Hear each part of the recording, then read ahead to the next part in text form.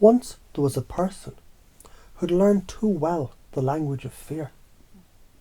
They could predict everything that might go wrong. And the strange thing was, the world seemed to agree with them. Disasters always made sense. Happy endings did not. One night, a quiet voice rose inside. What if believing in disaster was just another kind of spell? That was the call to adventure. To leave the land of cynicism, the traveller had to cross a border guarded by logic. Logic whispered, hope is unrealistic. Expectation brings disappointment. But intuition, soft and persistent, said, maybe expectation is not prediction. Maybe it's calibration. And when the traveller listened closely, they realised optimism is not pretending. It's tuning the instrument of attention. They took a breath and crossed over. On this road, the traveller met mirrors. Each mirror reflected a belief. One said, good things vanish when noticed. Another, joy makes you careless. A third, hope tempts fate. But when the traveller looked deeper, the mirrors showed the same thing.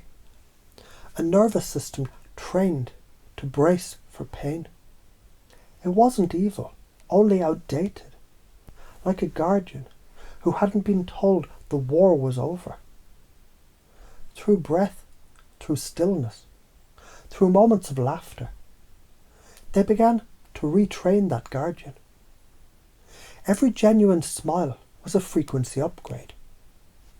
Every gentle expectation of grace was a new neural pathway forming. Every act of trust was psychic calibration. A remembering that anticipation can be a prayer, not a curse. In a dream, or was it a meditation, a mentor appeared. Not with commandments, but with a riddle. The mind believes whatever it rehearses. If you practice doom, you become fluent in it. What would happen if you rehearsed delight? The traveller began small. Waking up, they whispered, something kind is coming. Going to sleep, they murmured, tomorrow will surprise me gently. And reality, playful thing, started to respond like a friend who finally got the joke. Then came a storm, as storms always do. Old habits screamed, see, I told you so. But deep within, another voice whispered, this is only weather. Don't build your house in the thunder. In the centre of that storm, the traveller discovered an ancient technology, stillness. A way of letting chaos dance without joining it. And in that stillness, they heard the hum of coherence. The same hum that perhaps moves galaxies. Optimism, they realised, it's not belief in luck. It's cooperation with pattern. Fear contracts the field. Coherence expands it. When you expect the best, you're not tempting fate. You're aligning phase with a higher harmonic. And life, being a responsive medium, begins to echo that tone. The hero saw that horror and hope, they're both stories.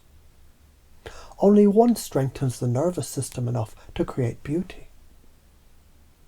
So the traveller came home, not with holy relics, but with a new habit of perception. When others said bad things are inevitable, they smiled and said, so are good ones. I've met them. And as they spoke, something invisible spread, a contagious ease. people began to find small reasons to believe again. Not because they were told to, but because someone nearby was practicing it effortlessly. And somewhere in the rhythm between heartbeats, you might notice the same pattern lives in you. You already know how to imagine catastrophe. That means you already know how to imagine anything. Every fearful expectation proves belief creates experience. So now, when you wonder whether to expect joy, you can remember. You've already been doing this, only backwards. And as you turn the dial, something within you hums at a different frequency. A tone that quietly upgrades everything it touches, not by force, but by resonance. When the traveller finally rests, they understand. Happy ever after was never a lie. It was a map written in metaphor, a direction pointed toward coherence. And as you hear these words, perhaps a part of you begins to remember how to follow that direction again.